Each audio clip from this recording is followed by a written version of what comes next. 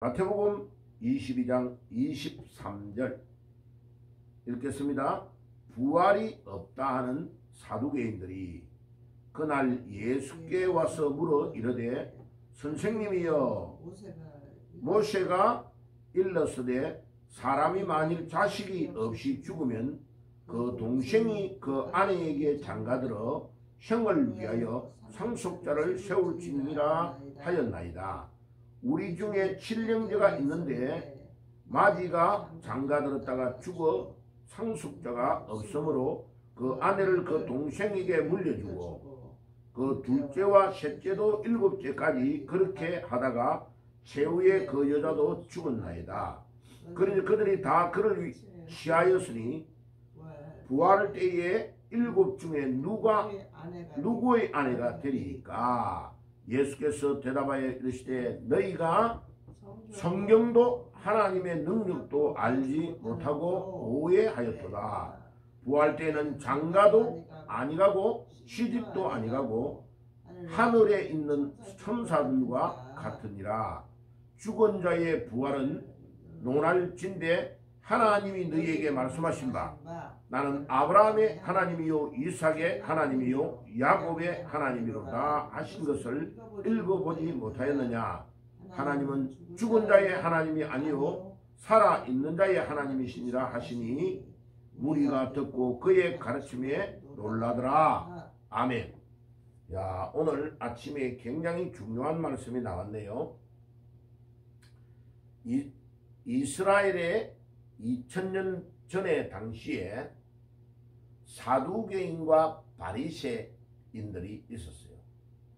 크게 이끌어가는 그룹이 SNF파도 있긴 한데 그들은 저 동굴 같은 데 숨어가지고 지내면서 서서히 소멸돼가지고 숫자가 적어졌고 크게 나라를 끌고 나가는 사람 중에 이 사두개파는 부활이 있는 것을 믿지 않았습니다.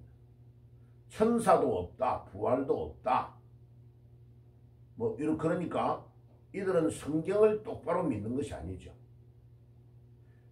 구약의 모세 오경을 중심으로만 믿고 그들은 정치를 장악하고 있는 사람들, 로마가 이스라엘을 점령하면 로마 사람들에게 딱 붙어가지고 아부하면서 밥 먹고 살고 이런 사람들이 많았죠.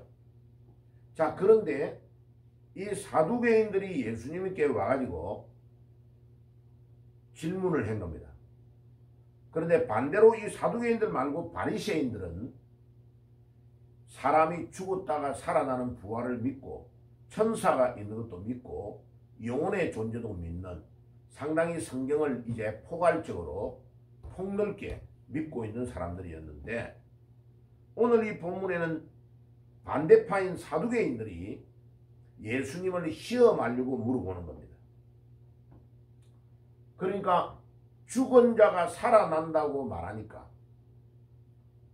다음의 세계 내세에 일어날 일을 알지 못하고 예수님께 딱 시험을 하려고 질문을 한 거요. 어떤 집에 칠형제가 있는데 아들만 7이다 이 말이요.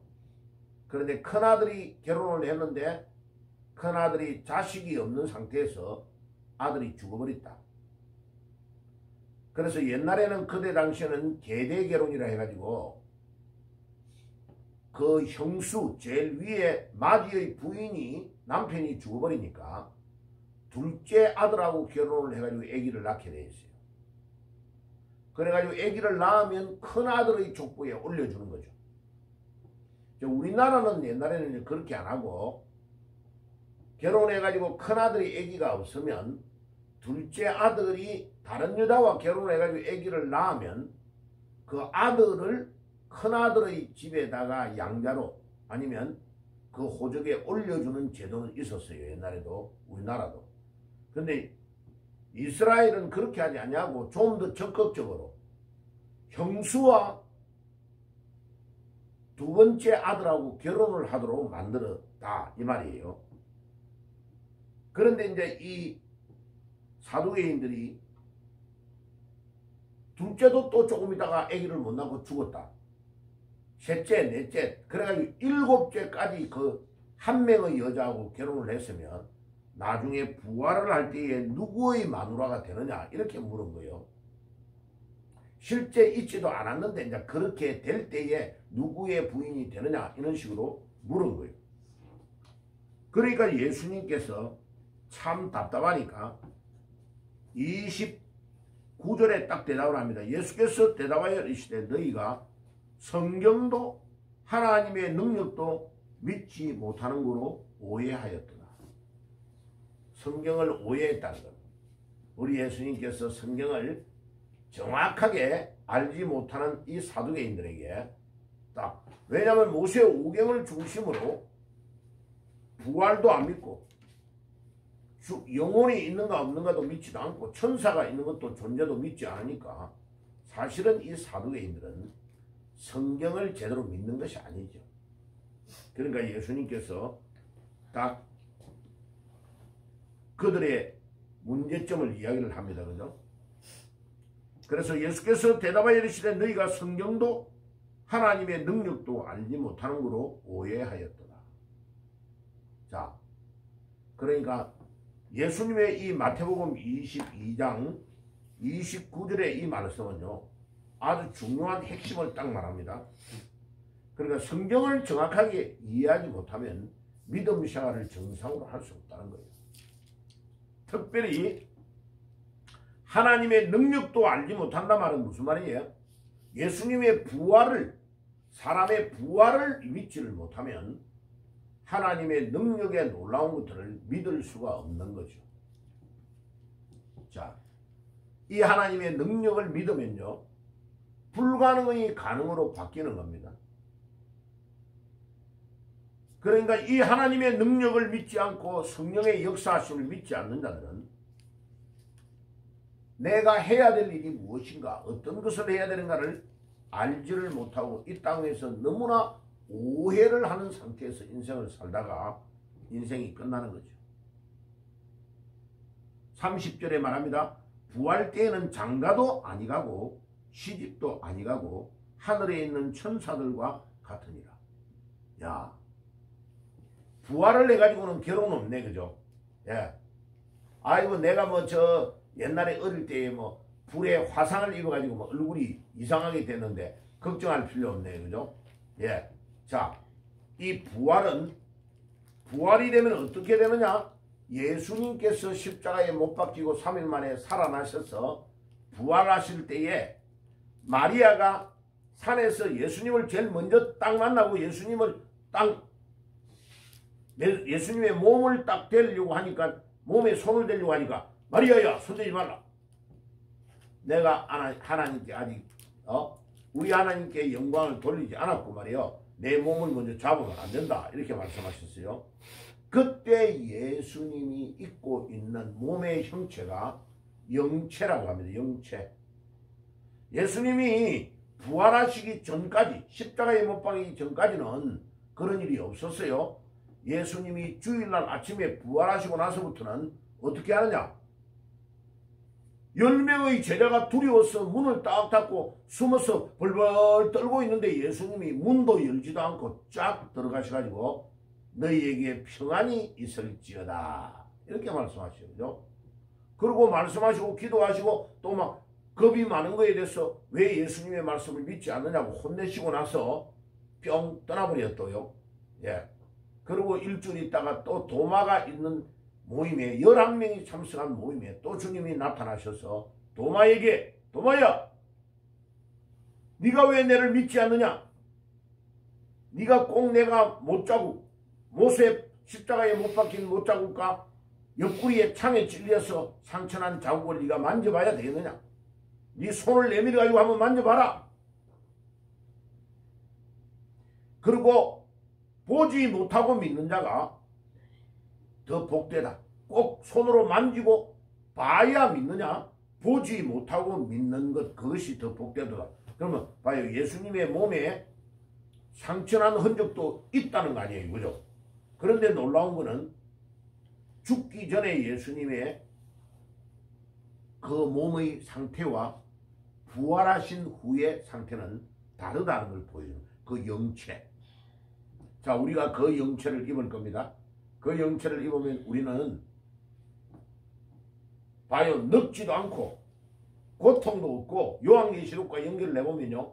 시집가고 장가가고도 없고 와 천국 가면요. 우리 예수님이 부활하셨을 때 3일 만에 부활하셨을 때의 몸의 형체를 우리도 동일하게 입는다는 뜻이죠. 그래야 영원히 살 거 아니에요. 그죠? 지금처럼 나이 들면요. 얼굴이 쪼글쪼글하고 힘도 없어지고 근력도 빠져버리고 이런 게 아니고 우리 예수님이 십자가 위에서 돌아가셔서 3일 만에 부활하셨을 때에 입었던 그 영체를 우리도 동일하게 입는다는 겁니다.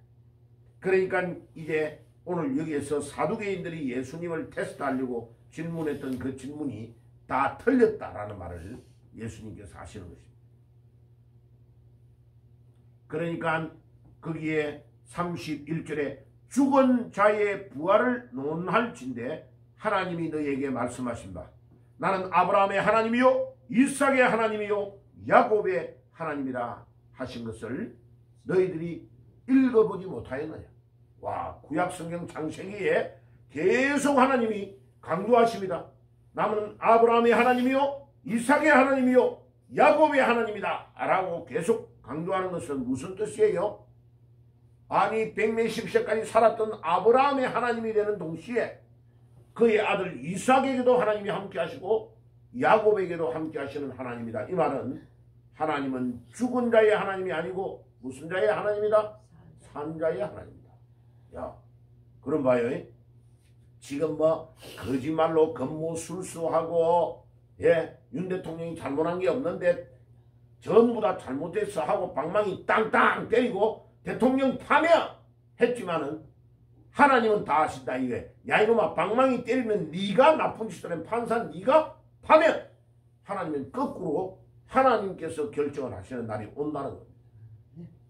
하나님은 살아계시기 때문입니다. 거짓말한 거짓말을 다 드러낼 날이 올 것입니다.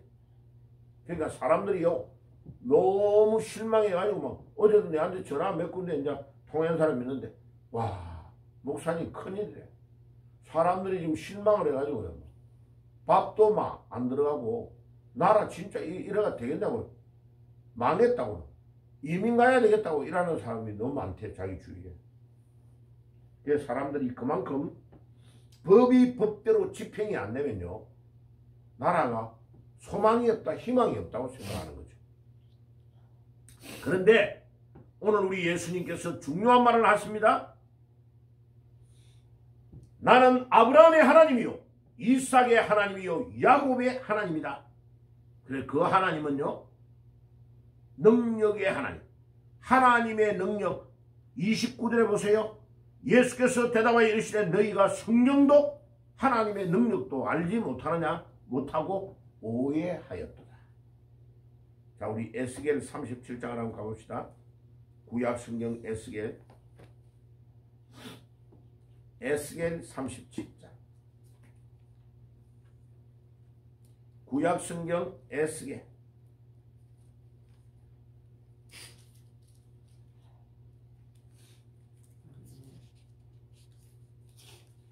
37장 제가 가지고 있는 성경은 구약성경 1209페이지 1209페이지 자 에스겔 37장 1절에 보세요. 1절에서 한 4절까지 읽겠습니다. 시작. 야훼께서 권능으로 내게 임하시고 그의 영으로 나를 데리고 가서 골짜기 가운데 두셨는데 거기 뼈가 가득하더라. 나를 그 뼈의 사방으로 지나가게 하시기를 본적 그 골짜기 지면에 뼈가 심이 많아 아주 말랐더라. 그가 내게 이르시되 인자야 이 뼈들이 능히 살 수 있겠느냐 하시기로 내가 대답하되 주 여호와께서 주께서 아시나이다. 또 내게 이르시되 너는 이 모든 뼈들에게 대언하여 이르기를 너희 마른 뼈들아 야훼의 말씀을 들을지어다. 5절 주 야훼께서 이 뼈들에게 이같이 말씀하시기를 내가 생기를 너희에게 들어가게 하리니 너희가 살리라. 자, 건너뛰어 넘어가서 9절 10절 읽읍시다. 또 내게 이르시되 인자야 너는 생기를 대하여 대언하라. 생기에게 대언하여 이르기를 주 여호와께서 이같이 말씀하시기를 생기야 사방에서부터 와서 이 죽음을 당한 자에게 불어서 살아나게 하라 하셨다 하라.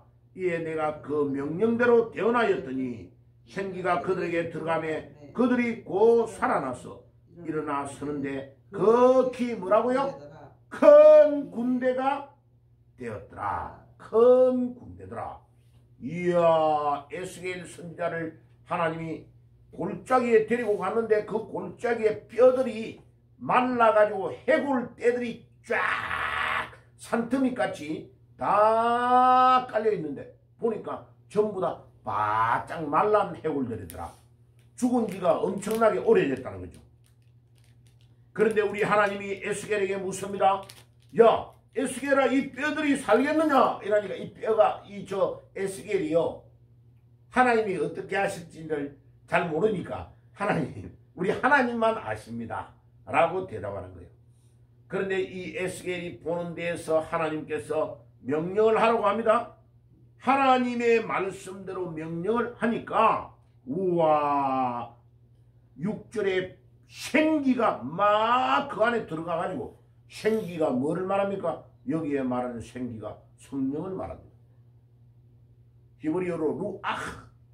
히브리어로 루아흐라는 성령이라는 생기를 말해요. 이 생기가 그 안에, 이 뼈 안에 들어가니까 봐요. 그 뼈 안에 막 힘줄이 위에서 돋아나고 살이 붙으니까 그 다음에 거기에 산소가 통하고 보니까요. 봐요. 이 뼈들이 뼈끼리 연결이 돼가 따따따따따 붙게 되고 놀라운 일이 일어나는데 이 에스겔 골짜기에 그 해골대 하나하나가 살아나기 시작하는데 그 살아나는데 10절에 보니까 큰 군대가 일어나는 것을 보게 된 것입니다. 하나님이 대한민국에 죽었던 자들에게 하나님의 생기가 들어가면 이 민족이 다시 살아날 수 있는 것을 믿습니다.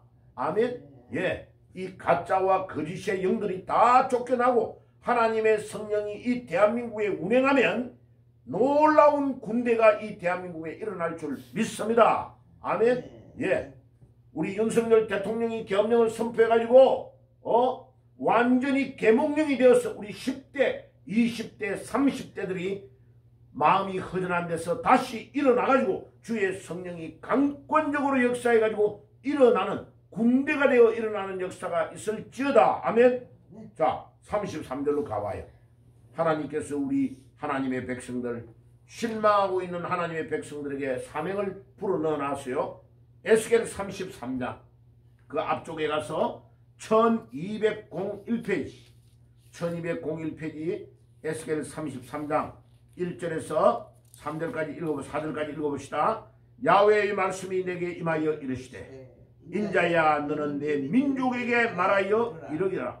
가령 내가 칼을 한 땅에 임하게 한다 하자 그 땅 백성이 자기들 가운데서 하나를 택하여 파수꾼을 삼은 그 사람들이 그 땅에서 칼이 임함을 보고 나팔을 불어 백성에게 경고하되 그들이 나팔 소리를 듣고 정신을 차리지 아니하므로 그 임하는 칼에 제감을 당하면 그 피가 자기의 머리로 돌아갈 것이고 5절에 그가 경고를 받았던들 자기 생명을 보존하였을 것이나 나팔 소리를 듣고도 경고를 받지 아니하였으니 그 피가 자기에게로 돌아가리라. 그러나 칼이 임함을 파수꾼이 보고도 나팔을 불지 아니하여 백성에게 경고하지 아니하므로 그 중에 한 사람이 그 임하는 칼에 제거당하면 그는 자기의 죄악으로 말미암아 제거되느니와 그 죄는 내가 파수꾼의 손에서 찾으리라. 인자야 내가 너를 이스라엘의 족속의 파수꾼으로 삼음이 이와 같으니라. 그런즉 너는 내 입의 말을 듣고 나를 대신하여 그들에게 경고할지니라. 아멘. 하나님은 우리 기독교인들을 향하여 뭐라고요? 파수꾼으로 우리를 세웠다는 것입니다. 파수꾼이 뭐요? 저 높은 망대 위에 올라가가지고 백성들이 잠을 자고 있는데 잠을 자지 않고 딱 망을 보고 있는 거예요. 아니 그런데 보니까 저 멀리 있어요. 적군이 살살 숲속에 숨어서 올라오고 있네. 그리고 저 멀리서 보니까 말을 타고 오고 있네.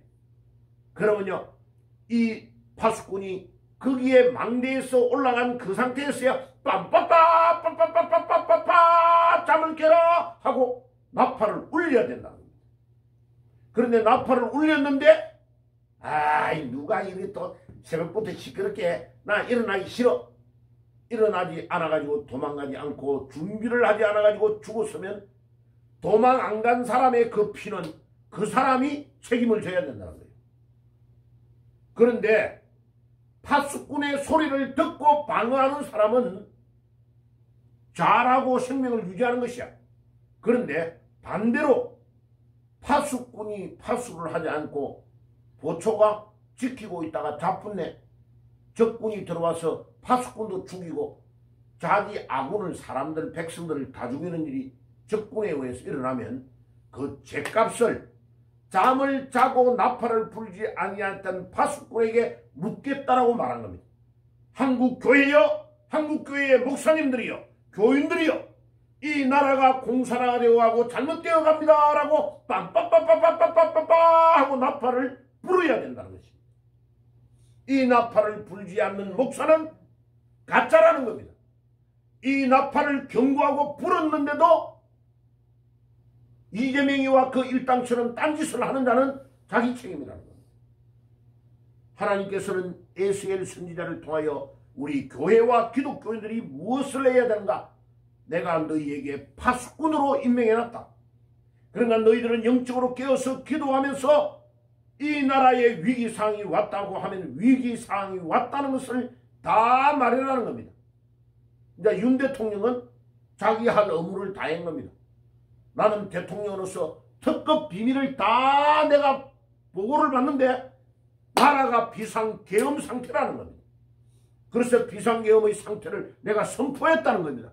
그래서 이제 일어나고 깨어나든지 깨어나지 않든지 나는 이제 백성들에게 내 사실을 다 알렸어. 그리고 헌법재판소가 불법으로 결정한 거 억울하지만은 좋다. 기다려보자. 역사의 심판자인 하나님이 다 나중에 판결해 줄 것인 겁니다. 하나님은 우리를 뭐로 세웠다고요? 파수꾼으로 세웠다.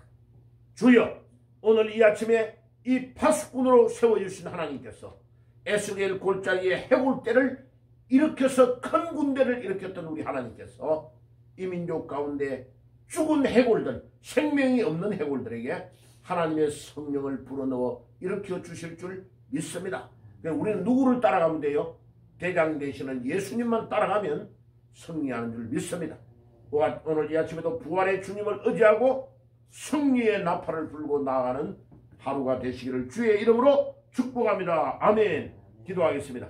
하나님 아버지, 하나님은 아브라함과 이삭과 야곱의 하나님이라고 말씀하십니다. 그 하나님은 죽은 자의 하나님이 아니고 산 자의 하나님이심을 믿습니다. 오늘도 그 부활의 주님을 의지하고 승리하는 저희들이 되게 해 주옵소서. 예수님의 이름으로 기도드립니다. 아멘.